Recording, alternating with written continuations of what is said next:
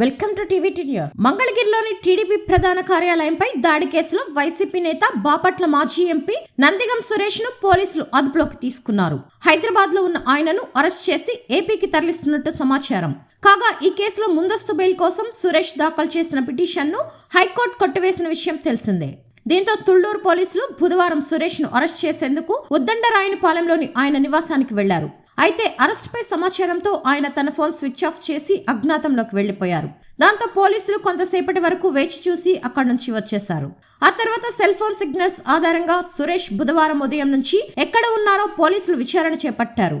దాంతో పోలీసులకు ఆయన హైదరాబాద్ నుంచి పారిపోయేందుకు ప్రయత్నిస్తున్నట్లు తెలిసింది. వెంటనే హైదరాబాద్ వెళ్లిన ప్రత్యేక బృందం సురేష్ ను అదుపులోకి తీసుకున్నట్లు సమాచారం. కాగా ఈ కేసులో నిందితులుగా ఉన్న వైసీపీ నేతలు దేవినేని అవినాష్, లేళ్ల అప్పిరెడ్డి, తలసిల్ల రఘురాం తదితరులు అందరూ అజ్ఞాతంలోకి వెళ్లిపోవడంతో గుంటూరు, బాపట్ల, పల్నాడుకు చెందిన 12 పోలీసు బృందాలు వారి కోసం వెతుకుతున్నాయి.